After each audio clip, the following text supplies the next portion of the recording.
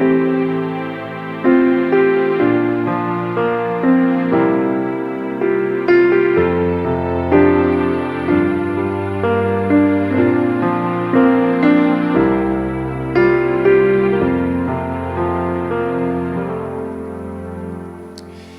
밤에 하나님의 말씀을 보겠습니다. 구약성경 출애굽기 말씀입니다. 135면에가 있습니다. 구약성경 135면 출애굽기 34장입니다. 10절 말씀부터 17절까지 기록된 말씀을 보겠습니다. 10절부터 17절까지입니다. 함께 기록된 말씀을 읽겠습니다. 여호와께서 이르시되 보라 내가 언약을 세우나니 곧 내가 아직 온 땅 아무 국민에게도 행하지 아니한 이적을 너희 전체 백성 앞에서 행할 것이라. 내가 머무는 나라 백성이 다 여호와의 행하심을 보리니 내가 너를 위하여 행한 일이 두려운 것임이니라. 너는 내가 오늘 내게 명령하는 것을 삼가 지키라. 보라 내가 내 앞에서 아모리 사람과 가나안 사람과 헷 사람과 브리스 사람과 히 사람과 여부스 사람을 쫓아낼 것이리니 너는 스스로 삼가 내가 들어가는 땅의 주민과 언약을 세우지 말라. 그것이 너희에게 올무가 될까 하노라. 너희는 도리어 그들의 제단들을 헐고 그들의 주상을 깨뜨리고 그들의 아세라상을 찍을지니라. 너는 다른 신에게 절하지 말라. 여호와는 질투라. 이름하는 질투의 하나님이니라. 너는 삼가 그 땅의 주민과 언약을 세우지 말지니 이는 그들이 모든 신을 음란하게 섬기며 그들의 신들에게 제물을 드리고 너를 청하면 내가 그 제물을 먹을까 함이며 또 내가 그들의 딸들을 내 아들들의 아내로 삼음으로 그들의 딸들이 그들의 신들을 음란하게 섬기며 내 아들에게 그들의 신들을 음란하게 섬기게 할까 함이니라. 너희는 신상들을 부어 만들지 말지니라. 아멘. 아멘. 함께 예배하는 모든 분들 가운데 이 말씀에 축복이 함께 하시기를 주님의 이름으로 축원합니다. 하나님께서 이스라엘 백성들과 언약을 맺으셨습니다. 그럼에도 불구하고 이스라엘 백성들은 그 언약을 깨버렸습니다. 바로 금송아지를 섬기게 된 것입니다. 그때 우리 하나님께서 그들 가운데 진노를 발하셨지만 하나님의 국률하심으로 그들의 죄를 바로 용서하셨습니다.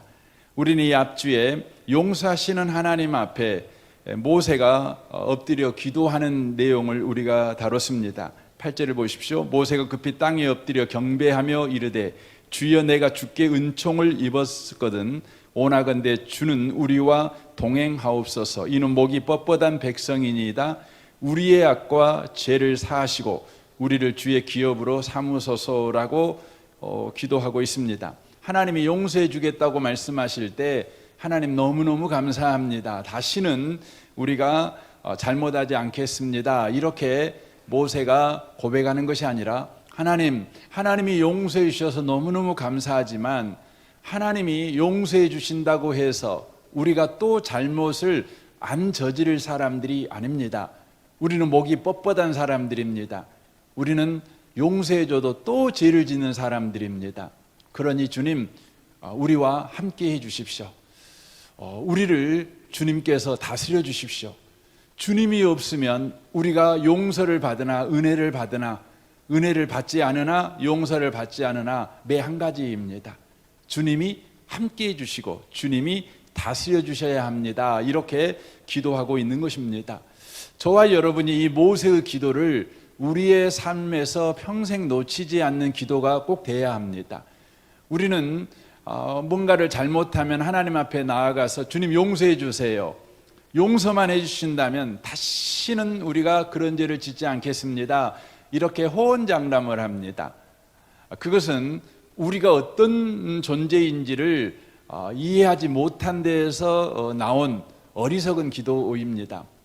다윗은 자신이 우리아의 아내를 범한 이후에 알게 되었습니다. 자신은 바로 못해서부터 바로 죄인으로 태어난 존재라는 것이죠. 그러니까 죄 덩어리라는 것입니다.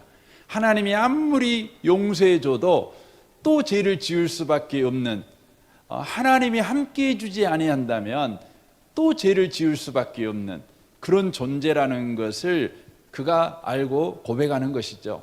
우리가 로마서 3장에 보면 인간을 이렇게 소개하는 것이죠. 머리부터 발끝까지 죄 안 지은 것이 없답니다. 모든 사람이 죄를 범하였음에 하나님의 영광에 이르지 못하더라 라고 말씀합니다. 이것은 모든 사람이라는 것은 나도 너도 이것도 포함하지만 우리 개인에게 적용을 시킨다면 우리의 전 인생이 죄밖에 지은 것이 없습니다. 또 죄밖에 짓지 않습니다. 저와 여러분이 신앙생활 한다고 해도, 저와 여러분이 심지어 기도한다고 해도 하나님이 우리 가운데 은혜와 긍휼을 베풀어 주시지 않는다면 우리는 여전히 죄 가운데 멸망할 수밖에 없는 존재라는 사실을 우리가 놓쳐버리면 안 된다는 것입니다. 모세가 하나님 앞에 이 인간 이해를 가지고 기도를 하는 것이죠. 그때 우리 하나님께서도 인간 이해를 가지시고 이제 또다시 언약의 말씀을 주고 있는 장면이 오늘 말씀입니다. 언약의 말씀을 다시 주고 있다고 하는 것이죠. 하나님의 언약의 말씀을 주실 때에는 세 가지 내용을 가지고 언약의 말씀을 주십니다. 이건 성경 어디에서나 동일한 패턴인 것을 우리가 알 수가 있습니다. 제가 한 2주 전인가 이 부분에 대해서 말씀을 잠깐 드렸는데 그 첫 번째가 하나님이 누구이신가를 먼저 소개하는 것입니다. 두 번째, 그 하나님과 우리는 어떤 관계인가를 말씀하시는 것이죠. 마지막 세 번째로는 하나님과 그런 관계 가운데 있는 우리는 이제 어떻게 살아야 되는가를 말씀하시는 내용으로 언약을 우리 가운데 주신다고 하는 것이죠. 그래서 오늘 본문도 이 세 가지 패턴에서 대세김질하는 언약을 주고 있는 것을 바로 보게 되어집니다. 10절을 보십시오. 여호와께서 이르시되 보라 내가 언약을 세우나니 곧 내가 아직 온 땅 아무 국민에게도 행하지 아니한 이적을 너희 전체 백성 앞에 행할 것이라 라고 말씀합니다. 먼저 하나님을 소개하고 있는 것이죠. 하나님이 누구이십니까? 하나님은 아직 온 땅 아무 국민에게도 행하지 아니한 이적을 바로 오직 택한 백성인 이스라엘 가운데서만 행하신 하나님이시다, 이렇게 소개하고 있습니다. 오직 이스라엘에게만 이적을 행하신 하나님, 이렇게 소개하고 있는 것이죠. 여러분, 이적이라는 이 단어가 기적, 어떤 표적 이런 의미를 가지고 있지만 더 깊은 원문의 뜻은 무슨 뜻이냐면 창조라는 의미를 가지고 있습니다. 창조라는 의미를 가지고 있습니다. 그러니까 하나님께서 다른 어떤 민족에게 행하지 않은 창조를 이스라엘 백성에게만 행하셨다는 것입니다. 여기서 쓰여지는 창조라는 개념은 파라입니다. 바로 창세기 1장에 나오는데 하나님이 태초에 천지를 창조하시니라고 말씀하시잖아요. 거기서 말하는 창조, 그 창조는 무에서 유를 창조하는 것입니다. 없음에서 있음을 바로 창조하는 창조입니다. 오늘 본문에 나와 있는 모든 민족 가운데 행하지 않는 이적, 창조를 이스라엘 백성 가운데만 행했다라고 말할 때 그 창조의 내용은 뭡니까? 천지 창조를 말할까요? 그렇지 않습니다. 바로 구원을 창조한 것을 말씀하고 있는 것입니다. 그러니까 하나님의 구원은 바로 창조와 같다는 것입니다. 하나님의 구원은 무에서 유를 만들어 내시는 바로 창조행위라고 하는 것이죠. 이것을 소개하고 있는 것이죠. 이것을 미가서 7장 18절에서는 이렇게 말씀합니다. 메시지 성경으로 좀 읽겠습니다. 주와 비길 신이 어디에 있습니까? 우리의 죄과를 말끔히 없애주시고 사랑하는 백성의 지난 죄들을 씻겨주시며 못 본 것으로 못 들은 것으로 해주십니다. 주께서는 노를 오래 품지 않으십니다. 자비가 주의 전공이며 주께서 가장 좋아하시는 일이기 때문입니다. 국률이 우리를 향해 진군해 오고 있습니다. 주께서 우리 허물을 짓밟으시고 우리의 죄악을 대양 밑바닥에 가라앉혀 주실 것입니다 라고 말씀합니다. 하나님께서 바로 구원을 하는데 창조행위의 구원을 하십니다. 바로 무에서 유를 만들어냅니다. 이스라엘 백성들이 어떤 상태 가운데 있냐면 죄 가운데 있는 상태입니다. 죄 가운데 있는 이스라엘 백성에게 바로 당연히 있어야 될 것이 뭡니까? 바로 심판과 멸망밖에 없습니다. 여러분, 죄가 만들어낼 수 있는 것은 심판과 멸망밖에 없습니다. 사망밖에 없습니다. 선한 것은 절대 만들어낼 수 없습니다.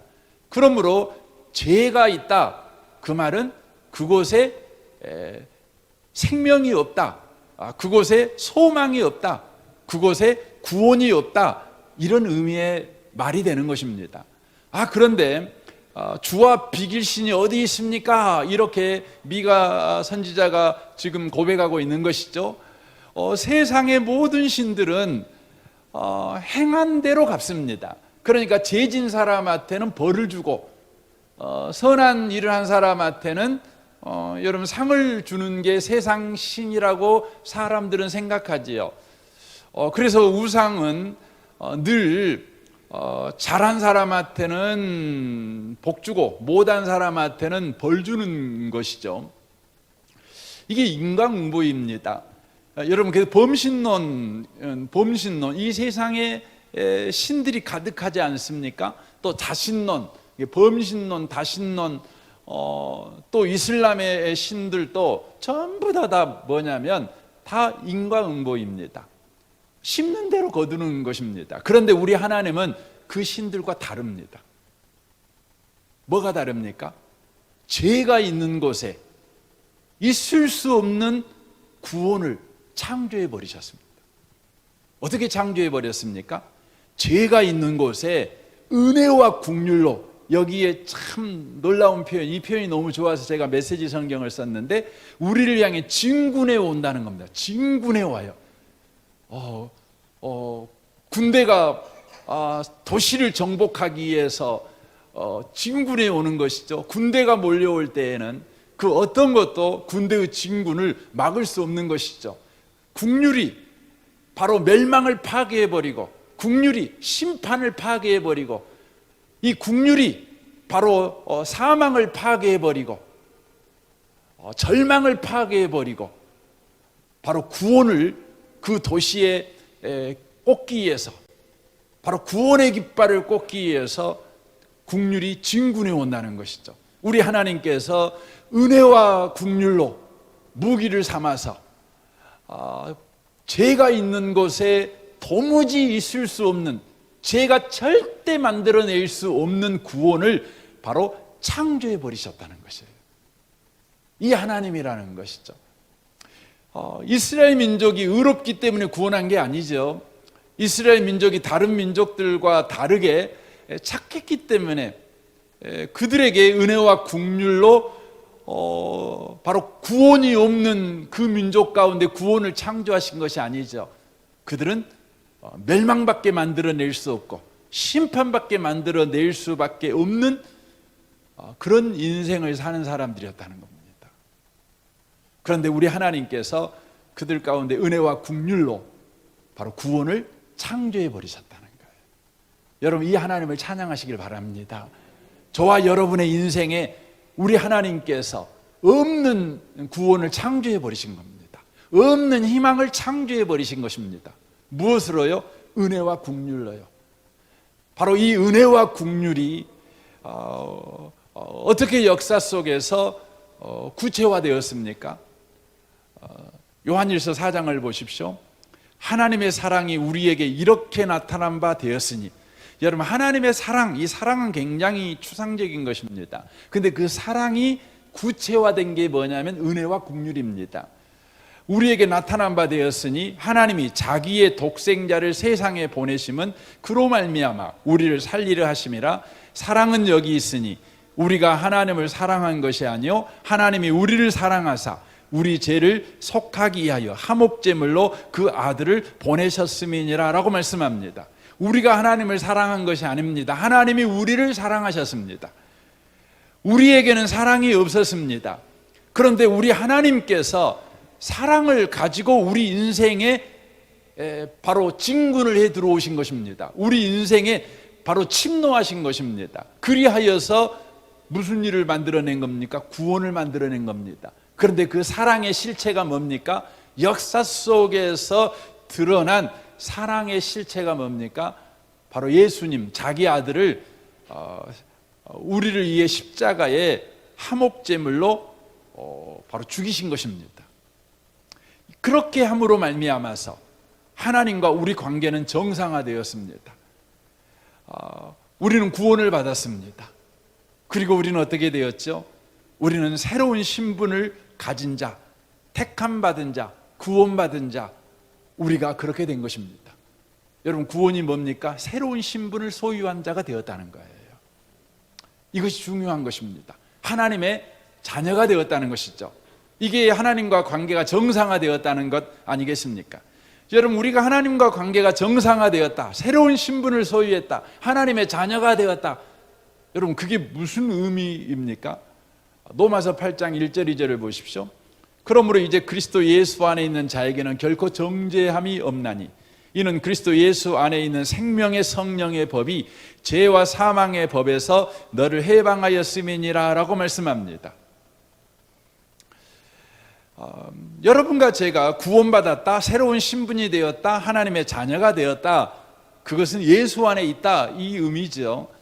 그것은 저와 여러분이 죄인임에도 불구하고 정죄받지 않는 신분이 되었다는 것을 의미하는 겁니다. 정죄받지 않는 신분이 되었다는 것입니다. 이 말은 어떤 의미입니까? 하나님과 우리 관계가 정죄하는 법적 관계에 있지 않다라는 의미의 말입니다. 이 정죄라는 건 법적 용어입니다. 그러니까 법으로 우리와 하나님이 관계하지 않아요. 율법으로 하나님과 우리가 관계하지 않아요. 그래서 우리가 율법을 지켰냐 안 지켰냐에 따라서 네가 율법을 어겼으니까 율법이 말한 대로의 벌을 받아야지, 이렇게 법률 관계로 하나님이 우리와 관계하지 않으신다는 것입니다. 하나님은 우리를 어떻게 대하십니까? 생명의 성령의 법, 곧 생명관계로, 가족관계로 우리를 대하신다는 거예요.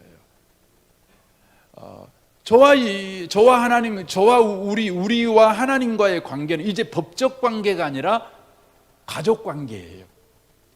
이게 뭐냐면 새로운 피조물이고 새로운 바로 관계가 되었다는 것이고 신분을 얻었다는 것이고 예수 안에 있다는 거예요. 이 밤에 오신 복 있는 성도 여러분, 저와 여러분이 절대 놓치지 마십시오. 우리는 하나님과 법적인 관계가 아니라 가족 관계가 되었다는 것, 이것을 저와 여러분이 기억을 하셔야 된다고 하는 것입니다.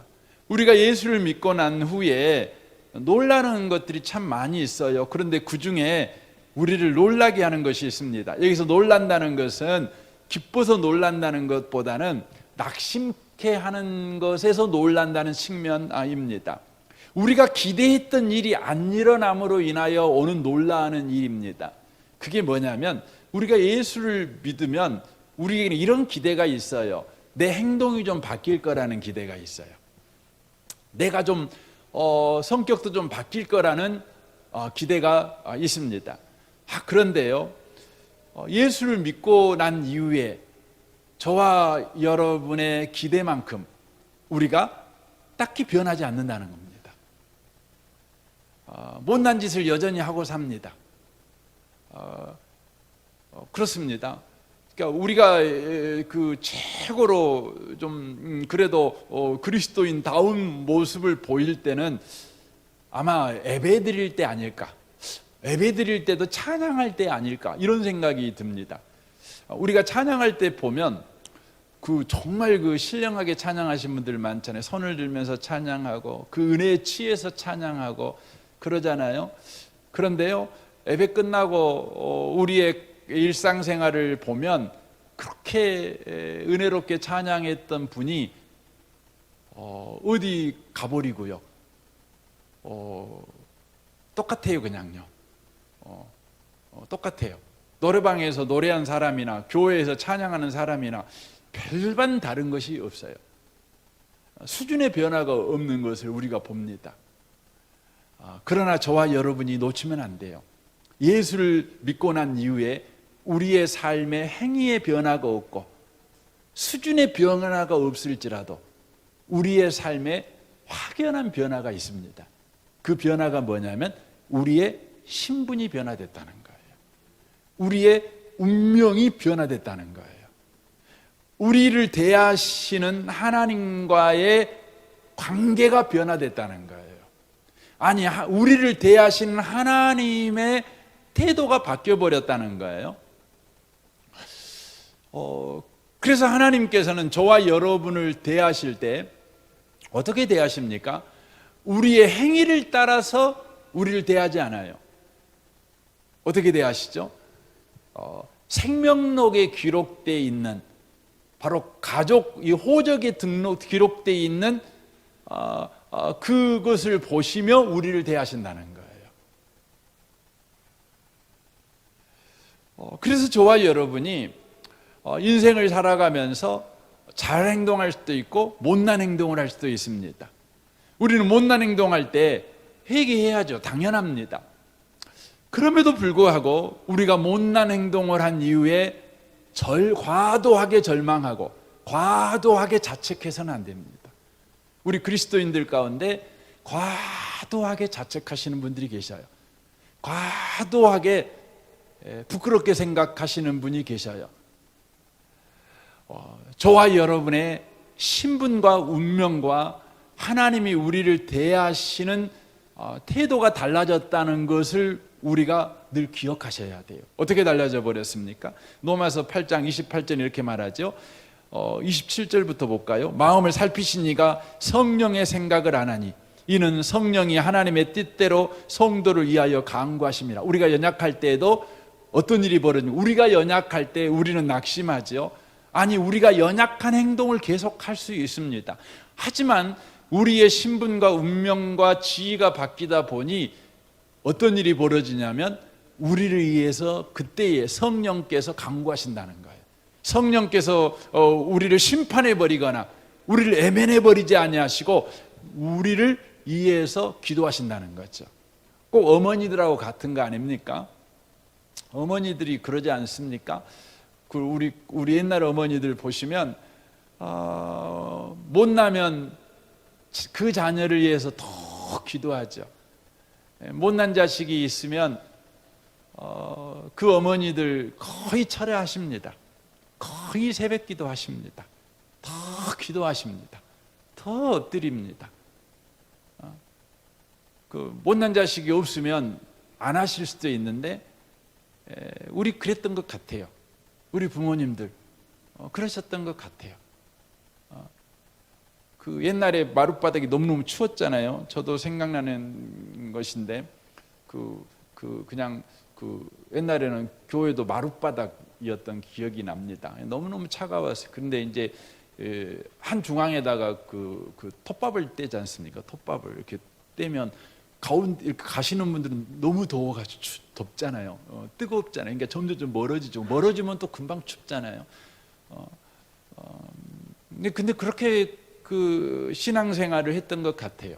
그런 상황에서 늘 엎드려 기도했던 것 같습니다. 여러분, 성령이 그러셔요.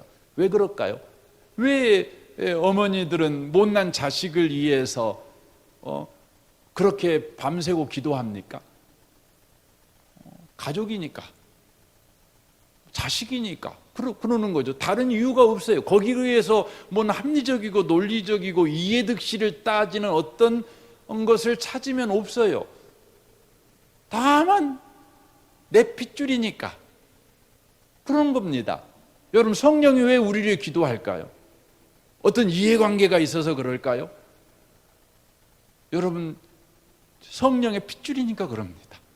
우리는 하나님의 가족이니까 그렇습니다. 그래서 어떤 일 합니까? 우리가 알거니와 하나님을 사랑하는 자, 하나님을 사랑한다는 것은 가족관계라는 의미입니다. 가족관계인 사람, 곧 그의 뜻대로 부르심을 입은 자에게는 모든 것이 합력하여 선을 이룬다는 거예요. 여러분, 우리가 잘못할 수 있습니다. 당연히 회개해야 합니다. 잘못한 사람 앞에 가서 여러분이 예의를 갖추어서 잘못했습니다, 용서해 주십시오 하셔야 합니다. 뻔뻔하게 하나님이 용서해 줬으니까 당신이 용서 안 해줘도 돼, 이렇게 하시면 안 되죠. 우리는 예의를 다해서 하나님이 용서해 주셨음에도 불구하고 그 사람에게 우리는 용서를 빌어야 합니다. 이것이 하나님의 용서를 받은 사람의 태도 아니겠습니까? 그럼에도 불구하고 저와 여러분이 과도하게 절망하면 안 된다는 거예요. 왜냐하면 모든 것이 합력하여 선을 이루기 때문이에요. 우리의 잘못도 우리 하나님께서 관여하셔서 그것을 선으로 바꾸시는 일을 하시기 때문이에요. 여러분, 잘못 가지고 만들어낼 수 있는 것은 잘못밖에 없어요. 벌밖에 없어요. 그런데요, 우리 하나님은 그곳에서 선을 창조해 내시는 분이세요. 창조주세요. 이게 신비하고 놀라운 것입니다. 하나님이 미리 아신 자들을 또한 그 아들의 형상을 본받게 하기 위하여 미리 정하셨으니 이는 그로 많은 형제 중에서 맏아들이 되게 하려 하심이라. 또 미리 정하신 그들을 또한 부르시고 부르신 그들을 또한 의롭다 하시고 의롭게 하신 그들을 또한 영화롭게 하셨느니라 라고 말씀하고 있다고 하는 겁니다. 우리의 잘잘못이 다만 심판으로 끝나버리는 게 아닙니다. 벌 받고 끝나버리는 것이 아닙니다. 우리의 잘잘못이 하나님의 높은 뜻을 이루어가는 일에 협력하게 하여 선을 만들어 버리는 도구로 우리 하나님께서 쓰신다, 이렇게 말씀하고 있다고 하는 것입니다. 사랑하는 성도 여러분, 하나님이 우리 가운데 구원을 창조하셨습니다. 은혜와 긍휼로 구원을 창조하셨습니다. 그리하여 하나님과 우리의 관계는 이제 가족관계가 되었다고 하는 것입니다. 그러므로 우리의 잘잘못을 법으로 바로 따져서 우리의 삶 속에 역사하신 하나님이 아니라 바로 가족으로 우리를 대하셔서 하나님의 높은 뜻을 위해 우리의 잘잘못마저 선으로 쓰시는 하나님이시라는 것입니다. 이게 귀한 것입니다. 그래서 여러분, 우리가 가족에서 보면 그걸 분명히 알잖아요. 지혜로운 부모님들은 그렇죠. 자식이 잘못하면 다만 매만 때리는 게 아니잖아요. 다만 밥 먹지 마, 너는 밥 먹을 자격도 없어, 이렇게만 하지 않죠. 그렇게만 한다는 건 뭡니까? 자녀임에도 불구하고 법을 기준으로 해서 자녀를 상대하는 것이죠. 저놈 다시는 못된 짓 못하게 만들어야지 하고 벌을 주는 것이죠. 소위 말하는 교정하는 버리는 거 아닙니까? 교정. 그래서 여러분, 교도소가 옛날에는 감옥이었는데 교도소라고 하지 않습니까? 그 말은 그 사람을 교화시키는 장소라는 의미로 그렇게 쓰는 것 아니겠습니까? 그런데 여러분, 부모님, 참된 부모님들은 자녀를 절대 법의 기준을 가지고 대하지 아니하고, 여러분, 부모님들은 자녀들을 향한 높은 뜻을 가지고 있지 않습니까? 그 높은 뜻을 이루는 일에 자녀의 잘잘못을 사용한다는 것입니다. 사용한다는 것입니다. 자녀가 똑바로 살고 사는 정도가 아니라 부모가 그 자녀를 향해서 가지고 있는 높은 뜻이 있어요. 그 뜻을 이루는 일에 그것을 쓰는 겁니다. 쓰는 겁니다. 우리 하나님이 그렇죠. 우리 하나님이 저와 여러분을 향해서 높은 뜻을 가지고 있어요. 다만 저와 여러분이 착하게 사는 정도의 뜻이 아닙니다. 성경을 보면 우리 하나님께서 저와 여러분을 향해 가지고 있는 꿈은 궁극적으로 복의 통로가 되는 것입니다. 많은 사람들을 옳은 길로 인도하는 그런 복의 통로, 제사장 나라가 되는 것, 하늘의 별같이 빛나는 인생을 살아가는 자가 되게 하는 것, 거기에 있다는 것입니다. 이 밤에 오신 복 있는 성도 여러분, 저와 여러분은 하나님의 가족임을 잊지 마시기를 바랍니다. 그래서 로마서 8장 32절을 보십시오. 자기 아들을 아끼지 아니하시고 우리 모든 사람을 위해 내주시니가 어찌 그 아들과 함께 모든 것을 우리에게 주시지 아니하시겠느냐 말씀합니다. 모든 것을 우리에게 주시지 아니하시겠느냐, 이 말은 우리를 단지 구원해 놓는다, 단지 우리를 죄에서 건져주신다, 여기에 머물지 않고 더 높은 뜻 가운데로 우리를 참여시키는 일을 하신다, 이것을 의미하고 있는 것입니다. 하나님은 이제 은혜와 긍휼, 곧 예수 그리스도를 십자가에 죽이심으로 우리와 가족관계를 이루었습니다. 곧 죄에서 건져서 바로 마귀의 자녀를 하나님의 자녀 삼으셨습니다. 그걸로 끝이 아닙니다. 아버지이신 하나님은 자녀 삼으신 그들을 향해서 이대한 일을 하십니다. 그렇기 때문에 이제 11절 이하의 말씀이 나오는 것입니다. 보십시오. 너는 내가 오늘 내게 명하는 것을 삼가 지키라. 보라, 내가 내 앞에서 아모리 사람과 가나안 사람과 헷 사람과 브리스 사람과 히 사람과 여부스 사람을 쫓아내리니 너는 스스로 삼가 내가 들어가는 땅의 주민과 언약을 세우지 말라. 그것이 너희에게 올무가 될까 하노라. 너희는 도리어 그들의 제단을 헐고 그들의 주상을 깨트리고 그들의 아세라상을 찍을지니라. 너는 다른 신에게 절하지 말라. 여호와는 질투라. 이름하는 질투의 하나님이심이라 라고 말씀합니다. 여기 보면 하나님께서 내가 네게 명한 걸 삼가 지키라 이렇게 요구하고 있습니다.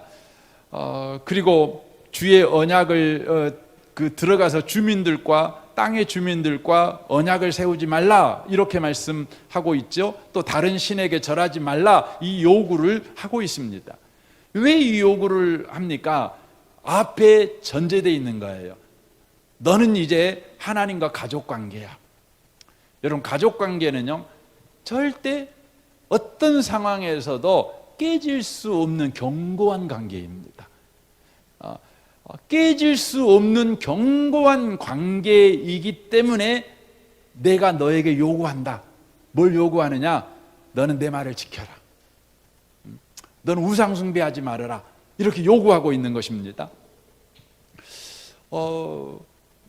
여러분, 이 요구가 우리에게 복이 되는 요구입니다. 이것은 우리에게 너 그 요구 지키지 않으면 너 다시 지옥 가. 너 내가 심판해 버릴 거야. 너는 벌 받을 거야.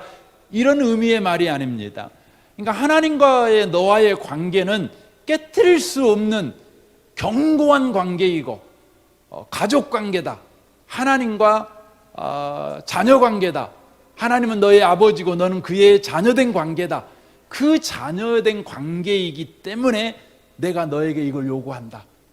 이렇게 말씀하고 있는 것이죠. 그 관계를 여기 14절에서는 이렇게 표현합니다. 너는 다른 신에게 절하지 말라. 여호와는 질투라. 이름하는 질투의 하나님이니라 라고 말씀합니다. 하나님은 질투의 하나님이시래요. 그러니까 너와 하나님이 그 말씀하는 거예요. 너와 나와의 관계는 가족관계인데 어느 정도 견고한 가족관계냐면 내가 질투할 질투의 하나님이다. 이렇게 표현합니다. 여러분, 질투의 하나님이라는 그 의미는 어떤 의미냐면 하나님이 가지고 있는 모든 사랑을 쏟아 부어버렸다는 거예요. 그러니까 하나님이 저와 여러분에게 하나님이 가지고 있는 모든 사랑을 부어버렸어요. 그러므로 그 사랑을 만약에 우리가 거부해버리면 하나님은요 더 이상 살아갈 여러분 그 힘이 없는 거예요. 의욕이 없는 거예요. 다른 사람을 사랑할 사랑을 좀 남겨놓고 사랑을 했다면 내가 내가 하나님 사랑을 거부했을 때 내가 너 말고 사랑할 사람이 없는 줄 같으냐? 내가 다른 사람 사랑할게 이렇게 하면 되잖아요. 그런데 하나님께서 질투하시는 하나님이라는 의미는 하나님의 우리를 사랑하실 때 하나님이 가지고 있는 모든 사랑을 나에게 쏟아서 사랑했다는 거예요. 그러니까 다른 사람을 사랑할 사랑이 하나도 안 남아 있어요. 안 남아 있어요. 하나님과 우리의 관계가 어떠한지를 이것으로 표현하는 거예요. 하나님이 가지고 있는 모든 사랑을 쏟아서 우리와 하나님과 관계를 하나님께서 견고하게 하셨다는 거예요. 견고하게 하셨다는 거예요. 그래서 여러분과 제가 하나님의 요구를 들어주지 않는다고 해서 하나님과 관계가 깨져버리거나 하나님의 관계가 취소되거나 여러분 그런 일은 없어요. 다시 말씀드리지만 하나님이 그 요구를 하는 이유가 뭐냐? 근거가 뭐냐? 내가 그걸 안 지켜도 하나님과 사랑의 관계가 깨지지 않아요. 이런 식이죠. 여러분 이해를 돕기 위해서 예수님이 날려 십자가에 죽었어요. 그래서 우리가 구원받았어요. 그런데 하나님이 구원받은 우리에게 요구하시죠. 내 이웃을 내 몸같이 사랑해라 이렇게 요구를 했어요. 그랬더니 내가 그 요구를 따라 이웃을 사랑하지 아니하고 이웃과 맨날 싸움만 해요. 그러면 예수님으로 구원한 우리의 구원이 취소되는 겁니까? 취소될 수 없어요. 취소될 수 없어요. 왜냐하면 하나님께서 저와 여러분을 구원하실 때에 내가 내 이웃을 내 몸과 같이 사랑하는 잘난 인생을 살 때 나를 구원한 것이 아니라 내가 죄인 되었을 때 하나님 앞에서 온수짓 할 때 나를 구원하셨습니다. 그러므로 나의 잘잘못이 예수로 바로 이루신 구원을 여러분 파괴시킬 수 없어요. 되돌릴 수 없어요. 그러므로 주님의 요구는 어떤 요구입니까?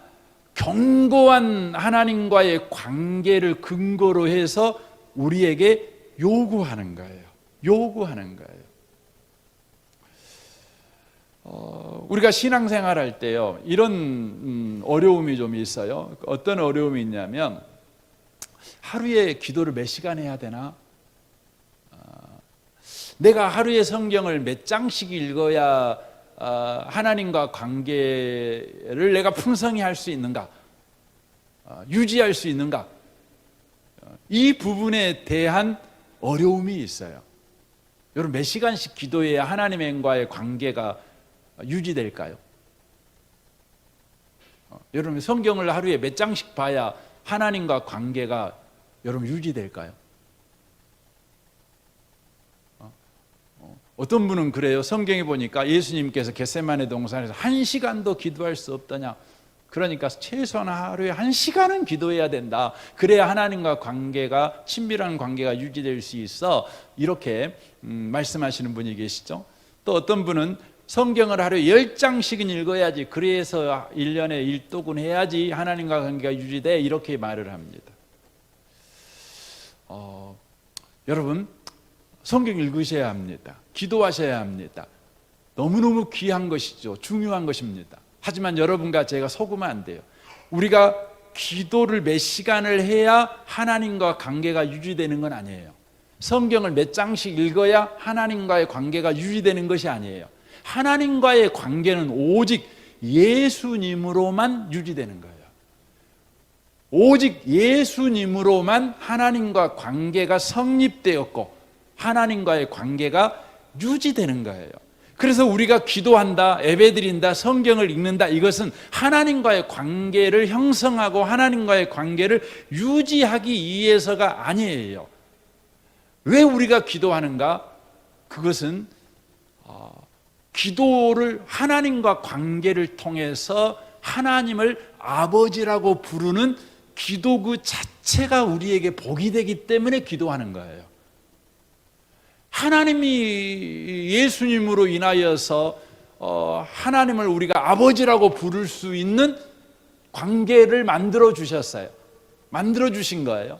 그래서 우리가 하나님을 아버지라고 안 부르면 하나님과 아버지 관계가 깨지냐? 절대 안 그럽니다. 여러분 자식 중에서 몇 년이 돼도 아버지라고 안 부르는 자식 있을 수 있잖아요. 그럴 수 있습니다. 뭐 10년이 지났는데도 전화 한 통 안 하는 자식이 있어요. 여러분, 그러면 아버지 관계가 끊어진 겁니까? 그럼 자식 아닙니까? 말로야 그놈 자식도 아니에요 그러지만 실제 자식입니다. 여러분, 그분이 아버지하고 부르는 건 뭐예요? 그것 자체가 복인 거예요. 그것 자체가 영광인 거예요. 그것 자체가 품위인 거예요. 그것 자체가 아름다운 거예요. 여러분, 저와 여러분이 예배를 드리는 것은 내가 예배 안 드리면 하나님이 나를 모른 척 할까 봐, 예배 안 드리면 하나님이 이제 나를 외면할까 봐 여러분과 제가 하나님한테 잘 보이기 위해서 예배 드리냐? 아니에요. 예배는 예수님 때문에 하나님과 관계가 정상화되었기 때문에, 우리가 예수 이름을 힘입어서 이번 주 또 못나게 살았지만 하나님이 내 아버지신데, 집 나간 둘째 아들이 아버지 집에 돌아오듯이 그냥 담대하게 오는 거예요. 여러분, 그게 은혜인 거예요. 그래서 여러분, 예배 드렸다는 것 자체가 은혜라는 것을 믿으시기 바랍니다. 예배 자체가 품위인 거예요. 영광인 거예요. 이걸 저와 여러분이 놓쳐버리면 안 되는 것입니다. 그래서 오늘 여기에서 하나님께서 이렇게 요구를 하셔요. 이 요구는, 네가 이 요구 안 지키면 너는 쓸모없는 놈이야. 너는 못돼 먹은 놈이야. 이걸 하려고 말씀하는 것이 아니라, 이걸 하는 이유는 내가 만들어낸 영광스러운 이 관계, 하나님과 관계를 네가 경험해 가라, 확인해 봐라. 말씀 지키면서 내가 하나님과 가족 관계네, 하나님이 내 아버지네, 이걸 확인해 봐라, 이걸 누려가 봐라. 이것 자체가 얼마나 신나는 일이고 복이다는 것을 네가 알게 될 것이다. 그것이죠. 여러분, 이런 것과 똑같죠. 물고기에게 명령을 합니다. 물고기야, 너는 물고기다. 내가 너를 물고기로 만들었다. 그러니까 너는 물속에서 살아야지 물 밖으로 튀어나오면 안 돼. 그래서 물속에서만 살아라. 이렇게 말을 했다고, 이런 요구를 했다고요. 여러분, 이 요구는 어떤 요구입니까?